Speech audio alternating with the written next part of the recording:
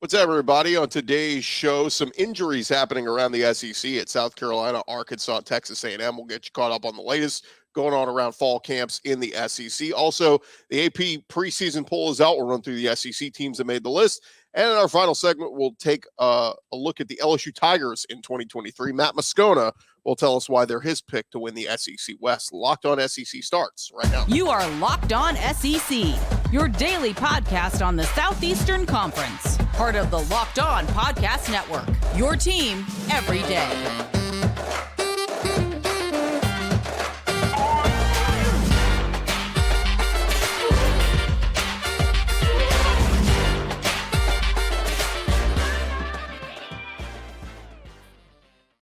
And what is happening, everybody? Welcome into Locked On SEC. It's great to have you guys along. I'm Chris Gordy.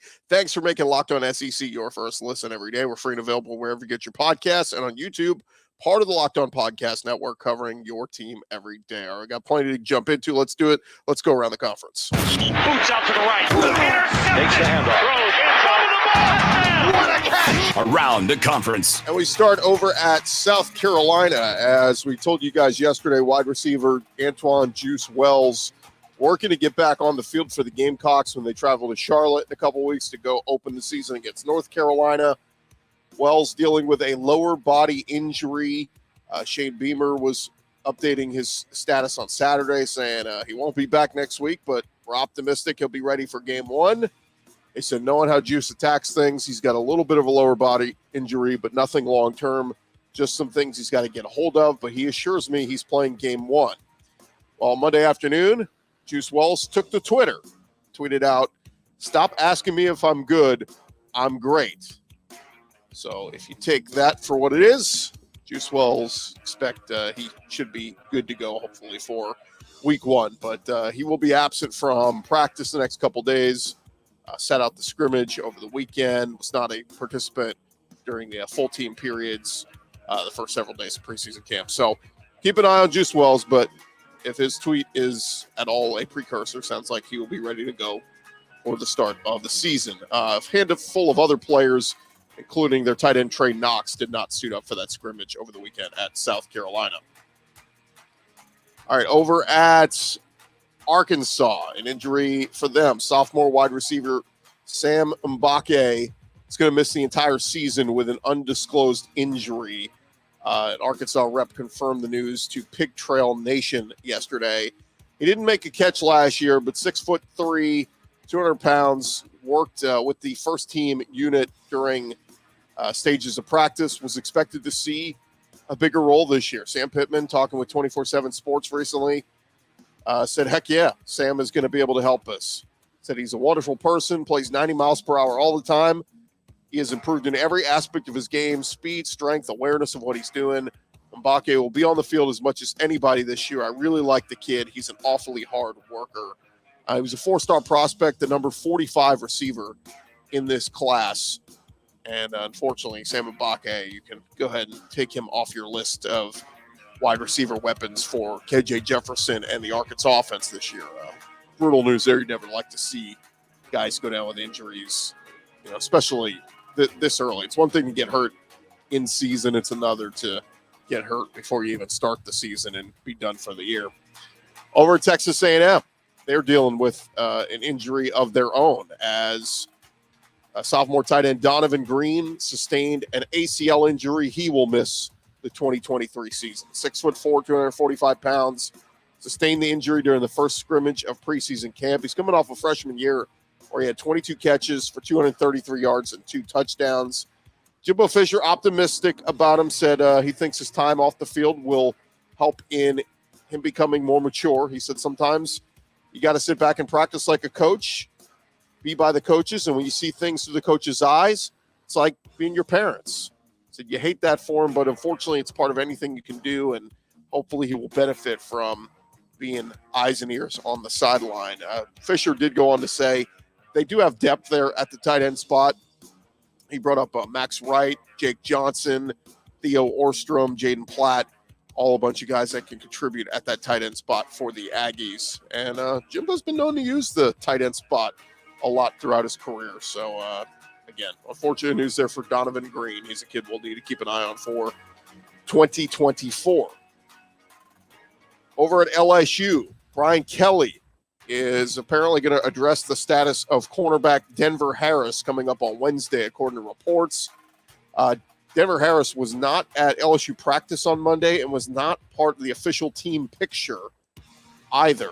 Not looking good for Denver Harris in his time at LSU. He started, of course, at A&M, was part of that big-time number one recruiting class that the Aggies signed 2 years ago, was a five-star recruit, was part of a group that was, quote-unquote, kind of kicked off the team this offseason or asked to leave, parted ways, whatever you want to put it. But it was a big get for LSU, five-star talent to come in and contribute in their secondary.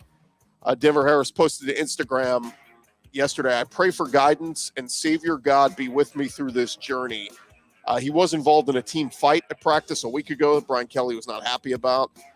So it could be, a combination of things. That, maybe other things, showing up late for practice. I don't know. We don't know the specifics, but sounding and looking like Denver Harris will not be part of LSU's team going forward. And I saw one Aggie on Twitter pointed out, the significant losses at A&M hitting the transfer portal, that four of those guys that were part of that, big-time recruiting class have already been kicked off the teams they've transferred to. Chris Marshall, remember him, wide receiver, transferred out of A&M to Ole Miss.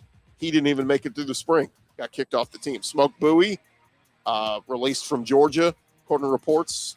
And then Ish Harris kicked off at Houston. So you put Denver Harris in that mix. That's four big names that were big signees for the Aggies that transferred this offseason and are already off the teams that they transferred to for various reasons. So you hate to see it. You wish those kids the best of luck. Over at Alabama, they are doing their best to bounce back after a quote-unquote down season last year. One of those leaders is going to be J.C. Latham. He was one of the representatives at SEC Media Days for Alabama. He's 6'6". He's a junior that's bulked up to 360 pounds this offseason, and he's going to be one of those leaders on that offensive line with Tyler Steen and Emil Ekiyor gone. But on Monday, Latham speaking with the media, praising the Alabama staff for giving him a blueprint for his body. He said, "I feel great, honestly. I know I've got great strength and conditioning coaches down here. I put on some muscle, creatine, glutamine, making sure you're taking what you're supposed to take, and also just understanding that when you show up in the weight room, you have to give your best effort and get it done." He said, "It's more just an expectation here. The older guys left, obviously, so young guys have to step up into their role, understanding that there's going to be guys who, whether they're five stars or not, are going to be coming in as freshmen looking to take somebody's job, looking to push people. So need to show those guys how we do it here." Meanwhile, over at Tennessee, Josh Heupel's crew getting a lot of hype and attention coming off an 11-win season. And the Vols announced on Monday that Neyland Stadium has already sold out tickets for 4 different games this season: UTSA, South Carolina, Texas A&M, and Georgia. Tennessee also announced that their 3 other home games, Vandy, Austin Peay, and UConn, have limited tickets remaining. So Neyland Stadium was back to being rocking last year, and it will be rocking once again. Tennessee will open their season away from Neyland. They'll be at Nissan Stadium in Nashville September 2nd for that early game against Virginia. Now, Peyton Manning, legendary Tennessee quarterback in his own right, he was asked this week about Joe Milton. He said, "I was very impressed with his accuracy when he was at the Manning Passing Academy. Certainly amongst a very impressive group of college quarterbacks, Joe's arm stands out. I was impressed with his accuracy, his footwork. I can tell he has been working on those things." He also said, "I think he wants to be more than a guy that can just throw it far down the field. But we've got to be able to complete those intermediate throws, those touch passes over the middle. And I think Joe has really worked on that. I think that's going to show up for him this year for sure. Excited for him." Now, speaking of Manning, Peyton, he was announced on Monday, the University of Tennessee announced that he will be a professor of practice starting this fall in the College of Communication and Practice. So he'll still be doing his double duty on the Manning cast on Monday Night Football and all that, but he will also be helping out as a part of the teaching staff there at Tennessee. So very cool to see that for him. Over at Georgia, Joel Klatt talking about Georgia being the overwhelming favorite in the SEC, and on his podcast, his show, the Joel Klatt Show, he was posed the question, who can beat Georgia? And he broke down 3 teams in the SEC he thinks has a shot to beat the Georgia Bulldogs. He started with Alabama. He said, you got to start with the Tide. They're being doubted. That's a scary place to be. Doubting Nick Saban is not how you make money in this industry. Nick Saban's recruited as well as anybody. It's going to be a deep team that should be very good defensively. I think they're going to be a hungry team, and I like their culture. Another team he threw out there, LSU. He said, now we come to the team. I actually think this is a team that could actually beat Georgia. That's LSU. They have depth. They've gone through a season and transitioned to Brian Kelly. They were number 2 in the transfer portal. They have their quarterback back. They have wide receivers. I think LSU has some serious potential. I think they beat Florida State early, and then we see what this team is capable of developing into as the season goes along. And, of course, the other team he said was Tennessee. He said Tennessee gets half a nod, but they have a chance. Meanwhile, over at Ole Miss, Lane Kiffin and crew, Ole Miss Athletic Department announcing their 5 inductees for the M Club Hall of Fame class, and it'll include Todd Abernathy from basketball, Zach Cozart from baseball, rifles Jennifer Lorenzen, and football's Fred Roberts and John Forcade. So congrats to all those folks. Meanwhile, OC Charlie Weiss Jr., talking with the media a couple days ago, was asked about the quarterback battle, and he said Jackson Dart is, quote, so further ahead of where he was around this point last year. People may underestimate having a year already in the system, knowing the plays, being very comfortable, things that were operating, knowing the timing of footwork drops. I think he's grown confidence in his play. It's been really cool to see. So I don't know if that means Jackson Dart's got the upper hand, but maybe we can read between the lines there. Over at Missouri, they made headlines yesterday, getting the number 1 overall defensive lineman in the class of 2024, Williams Wannery. Announced Monday he will play his college football at Missouri. Physically gifted player, 6'5", 250 pounds, from the Missouri area, just outside Kansas City. Chose the Tigers over Georgia and Oklahoma. He is the highest rated commit in modern history for Missouri. He's the number 3 overall prospect in the 24/7 Sports composite rankings, the number 1 D-line and the number 1 player out of the state of Missouri. And that is doing work, Eli Drinkwitz. You get Luther Burden last year. You get Williams Wannery in next year's class. That is stud elite talent. So congrats to Missouri football. Reason to be excited to get that guy. Over at Florida, they add a 4-star safety out of Louisiana, Wardell Mack, 5'11", 170 pounds. He committed to Corey Raymond and crew. Of course, Corey Raymond used to be the DB's coach at LSU for years when they were building DBU. Now he's at Florida. And Wardell Mack, 4-star safety from Louisiana, going to the Florida Gators. He is the number 13 cornerback in the class of 2024, the number 4 recruit from the state of Louisiana. Florida currently has the number 3 recruiting class for 2024 in according to 24/7 Sports. Over in South Carolina, Alshon Jeffrey going to have his jersey retired. It was announced September 23rd during halftime of the game against Mississippi State.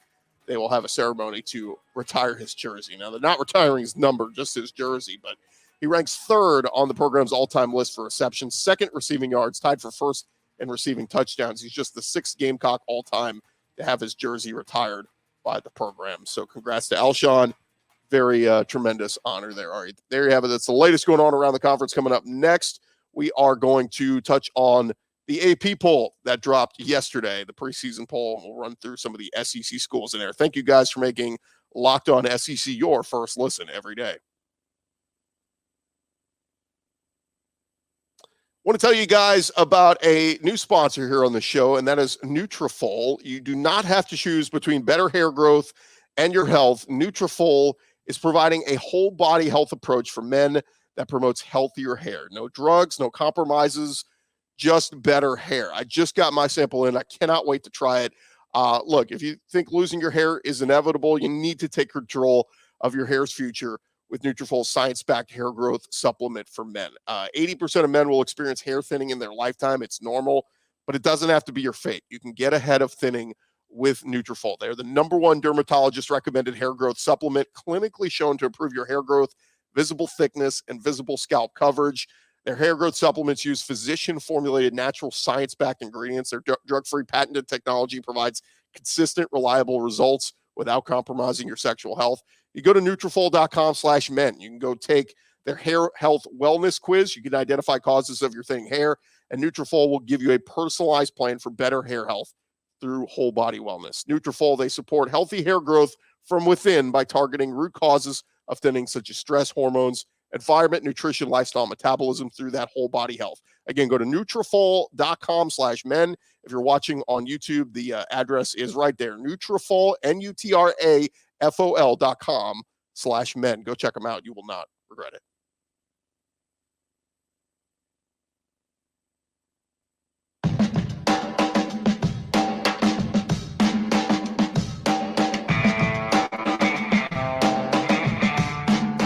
All right, roll along here, Locked On SEC, and I do want to take a quick second before we jump back into the AP rankings to pay a little homage. I don't know if you guys saw this, but unfortunately, news yesterday, former Arkansas running back Alex Collins passed away.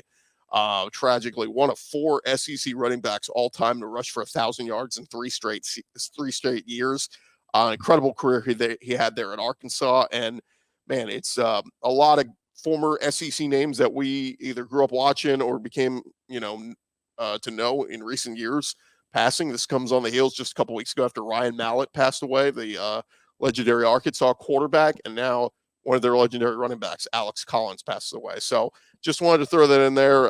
Thoughts and prayers to his family, and of course, Razorback Nation. Just rough news there. You never want to hear that about one of your former players. All right, let's dive back into it, and let's take a look at the AP preseason poll, which dropped yesterday. And interesting, very similar to the coaches poll, which came out a week ago. But as we dive into it, of course, Georgia coming in number 1, as they are in most polls. Michigan number 2, Ohio State 3, Alabama 4. I think overwhelmingly that's pretty much the 1, 2, 3, 4 in a lot of people's picks. Now, they differ from the coaches poll. I believe they had 3 and 4 swapped. Alabama was 3, Ohio State was 4. AP poll, they flip them. They put Ohio State 3, Alabama 4. LSU comes in at number 5, just like they did in the coaches poll. So LSU right up there, preseason top 5. Behind them, you got USC 6, Penn State 7, Florida State 8, Clemson 9, Washington 10. So no more SEC schools in the top 10. 3 in the top 5, 3 in the top 10. Number 11, it's the Texas Longhorns, of course, future SEC foe. Big year for Steve Sarkisian and team. And, of course, they've got that big Week 2 showdown against Alabama in Tuscaloosa. But coming in number 12, it's Josh Heupel's Tennessee Volunteers. Of course, Joe Milton coming back after winning that bowl game of Clemson. We'll see what Tennessee looks like this year. And going on down the list, the only other SEC teams in the top 25, you got to go all the way down to number 22, Ole Miss, and number 23, Texas A&M. I should throw Oklahoma in there. They're also 20th, which I think is odd for the season that they had last year. People giving them the benefit of the doubt. They think Brent Venables will turn this thing around. But Oklahoma 20, Ole Miss 22. This is about where they've been in a lot of polls. Started the season so strong last year, stumbled down the stretch, losing their bowl game in the Texas Bowl to Texas Tech. But people giving Lane Kiffin the benefit of the doubt. He's going to have an offense. He's going to have a quarterback, whichever one wins the battle. And Pete Golding there, we'll see how much he could change the defense. But Ole Miss coming in at number 22, and Texas A&M number 23. Now, they've got them higher. The coaches poll had A&M sneaking in just at number 25. The AP poll has A&M up to 23. And again, much like Oklahoma, a very disappointing year last year record-wise, but giving Jimbo Fisher and the Aggies the benefit of the doubt. Now, I believe the last 2 seasons, the Aggies started preseason top 10, so this is certainly a fall for them, but still making it in the top 25. So, again, from the SEC, Georgia 1, Bama 4, LSU 5, Tennessee 12, Ole Miss 22, and Texas A&M 23. Now, Alabama coming in at number 4 in the AP poll. That's the Tide's lowest starting point since 2009. Now, Alabama fans will remember that year because Alabama won its first national championship under Nick Saban that year. So pretty interesting there on Alabama. Number 4, their lowest starting point since 2009. Guys, it's 2023. That's saying something about what Nick Saban and Alabama have built there, where preseason they're coming in in their lowest ranking in over 14 years. It's insane. But and you're 4, like you're complaining that you're 4. Crazy. Clemson, their number 9 ranking, that's their lowest since 2015. Tigers played in their first of 4 title games in 5 years during that season. And Kansas State, their number 16 ranking is the program's highest start since 2004. The Wildcats won the Big 12 in both prior seasons. So kind of interesting as I look in there. Now, one more thing that they flipped up here, they have Iowa in as the number 25 team. Again, we talk about with the coaches poll. I'll reiterate it here with the AP poll. There's a few SEC teams that I think we can make cases for that could have been preseason top 25. I think certainly South Carolina could qualify in that with bringing back Juice Wells, Spencer Rattler and company. I think Kentucky could have made the case with Devin Leary coming in and all that. And I thought maybe even Arkansas, I could say borderline top 25 with KJ Jefferson and Rocket Sanders, one of the best rushers in the country back. So, again, no harm, no foul, but we'll see how these rankings play out when we kick things off in just a couple weeks. And, we'll see number 5 LSU against number 8 Florida State right out of the gates in week 1. So, going to be a lot of fun when we kick things off here. We're getting ever so closer to the start of the college football season. All right, thank you guys for making Locked On SEC your first listen every day. Coming up next, our conversation with Matt Moscona. We will talk a little bit on LSU with him, why he thinks they're the pick in the SEC West. That's coming your way in just a sec.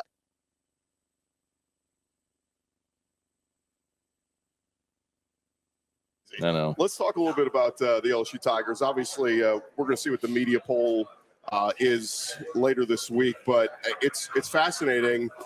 A lot of people are picking LSU, but I'm surprised how many people I've talked to this week that are still picking Alabama to win the West.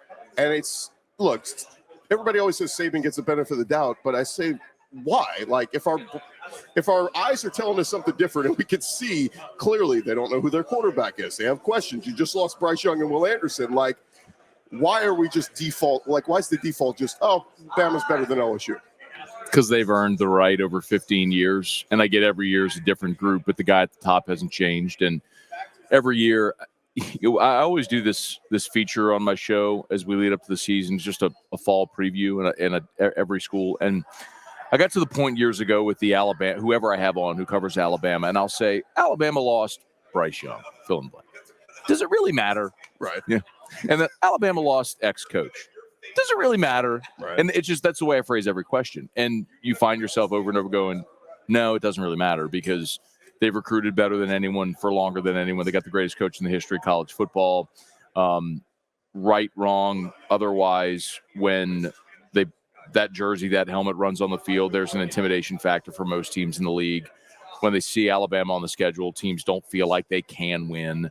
Maybe that's changed a little bit. But the questions that you brought up, I think, are right. And I am picking LSU to win the West.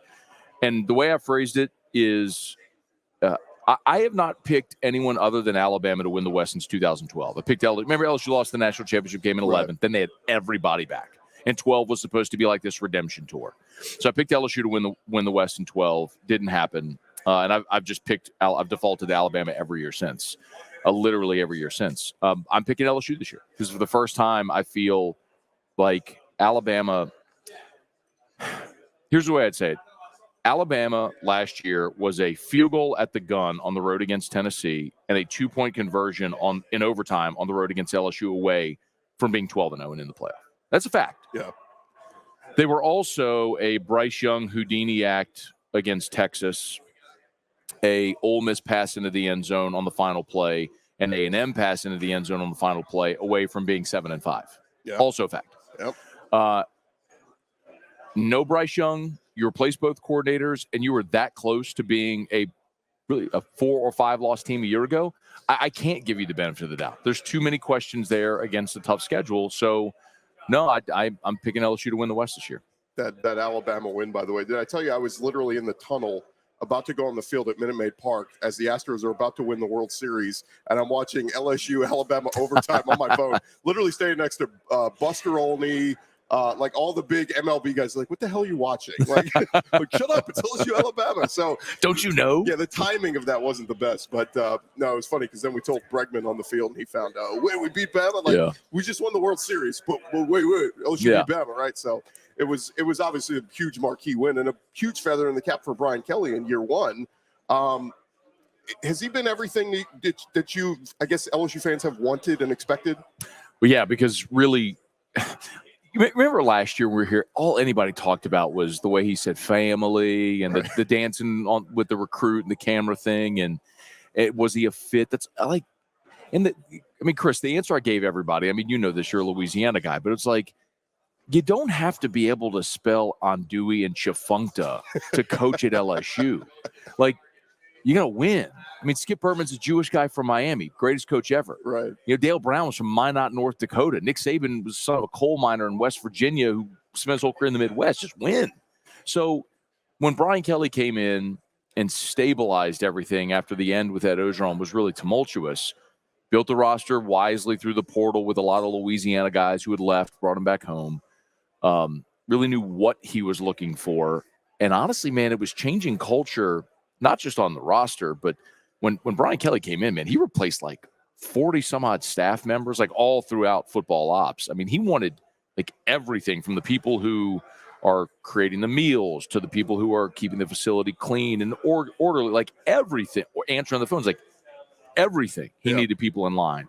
And so he just showed he's a great leader, man. He's a great leader, great organizer, great football coach. Well, he's the winningest active coach in college football. So, yeah, man, as long as he wins, he'll be everything LSU fans expect, which is to win. It's crazy. And it's funny that those were all the topics a year ago because you mentioned it. Everywhere Brian Kelly's been a winner. Why are we suddenly like, oh, that guy's going to try to win in the SEC? Like, come on. Like, he's done it everywhere where he's been.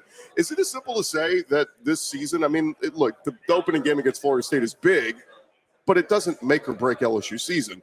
It feels like the November 4th game at Alabama. That's the make or break. You win that one, you're in the driver's seat for the West like you were a year ago. Is it as simple as say that game is the game of the year? No, well, sure, because of the conference implications. But no, I think Florida State is. I never like to say must win until it's like literal. Like, no, a must win means you have to win or you can't achieve the goal you're trying to achieve. Right.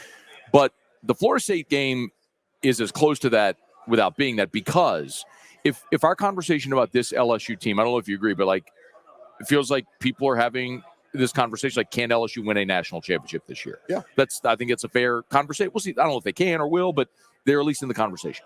So if you lose the opener to Florida State, you've left yourself no margin. Yeah, because there's never been a 2-loss team make the playoffs. So you lose to Florida State in the opener, you literally cannot lose again, which means you have to win at Bama, you have to beat Georgia in the SEC championship game, and win all the other ones. I mean, remember, Nick Saban's won 7 titles.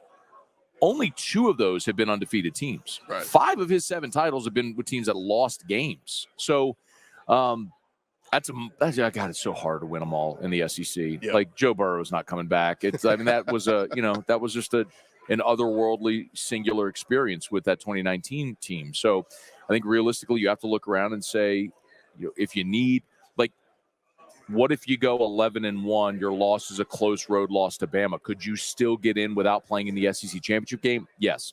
If you lose to Florida State, you have to win them all. Because then if you lose to Bama and you're a 2-loss team not playing in the SEC championship game, then you're not getting in. Yeah. However, they were in the conversation down the stretch of last season. We were talking about a path for LSU to win out and make the playoffs. And they lost to A&M and they lost to Georgia. So it was moot because it's hard to do. You're right. I mean, could there be a path? Sure. But like, it's hard to do. It's why nobody's done it. It's 2014, we've had this 14 playoff. And in a decade of it, we've never seen a 2-loss team get in. There's a reason. It's really hard. I'm going to pose this question. I've been posing this to people all week. If I gave you any quarterback in the SEC and I told you at the end of the year, he will have a Joe Burrow-like season, like a meteoric rise, like put up monster numbers in the Heisman conversation, who would it be? Can you give me any other comp than Joe Burrow? It's like, but I understand what you're asking. He was good coming into 19. He blew up in 2019. But he had the literal greatest season ever. He's not going to – I'm saying, like, I get that. they're not going to do He that. threw but for like, 60 touchdowns. 60. He threw for 5,000 yards and 60 touchdowns. So we should retire him. That's yes. just cannot do a comp. You for can Joe Burrow. never do a comp to him. Like, this isn't Homer LSU guy. He threw for 60 touchdowns in the SEC, Chris. Yeah. I mean, God. So no. So ask it another way. Okay. Do not say Joe Burrow. Ask it another way. Okay. If I told you there's an SEC quarterback this year that we're not really talking about that is going to propel himself into the Heisman conversation and be a first-round pick in the NFL draft next year, who is it? Spencer Rattler. Wow. Okay. Because I think he's got the ability. He finished really strong last year. The answer is probably Joe Milton, quite honestly. Yeah. Because I think if you're going to win a Heisman or be in that conversation, your team has to be in the national conversation. I think there's a chance, really good chance, that Tennessee could be undefeated or a one-loss team going into that November home date with Georgia. So, all right, I'll say, because realistically, Joe Milton's the answer. Yeah. Yeah, I mean, look, and I think Jaden Daniels will have a great season. I think LSU will be in that conversation. I don't know if we are. Here's what's interesting. If you go back to in the last, really to Cam, there's only 3 quarterbacks that failed to throw for 3,000 yards and win the Heisman. And it was Cam, Johnny Manziel, and Lamar Jackson. All 3 ran for over 1,000 yards in that season. So I don't know if we're expecting Jaden Daniels to throw for 3,500 yards this year. So I don't know that I would say that, but I think LSU will be good enough to where he'll be in the conversation provided they keep winning. But Milton, I think, has the opportunity for a big boom in that offense with those receivers, with Josh Heupel calling plays, and probably a good team as well. There you have it. Matt Moscona predicting Joe Milton will have a Joe Burrow-like season this year. I hate you so we'll much. Make that the You're headline. the worst. Matt, you're literally the worst. All right, Gordo. I'll see you, man. Thanks. We'll catch a break. Back right after this. All right, thanks again to Matt Moscona. Before we get out of here, did want to throw out you the ESPN All-America preseason picks for this year came out, and the SEC has 12 players on their ESPN list. Chris Lowe talking about the preseason list includes career production along with projection, so what you've done and what we expect you to do. So on the offense, 4 SEC players making that list: Quinshon Judkins from Ole Miss, Brock Bowers from Georgia, offensive guard Tyler Booker from Alabama, and Georgia center Cedric Van Pran. So good names there. On defense, 6 players making it there: Mykel Williams from Georgia, Jamin Dumas-Johnson from Georgia, Malachi Starks from Georgia, Dallas Turner and Kool-Aid McKinstry from Alabama, and Harold Perkins Jr. from LSU. And then 2 specialists: Kai Kroger, the South Carolina punter, and return man from Mississippi State, Tulu Griffin, making the list. So good list there. I'm a little surprised, though. They go with Quinshon Judkins from Ole Miss, Rocket Sanders left off, and then going with Tyler Booker over, J.C. Latham could have been a name you put on here from Alabama. Just a little surprised sometimes where, guys that they go with, guys that get left off. Malik Neighbors from LSU is a guy who could have made this list.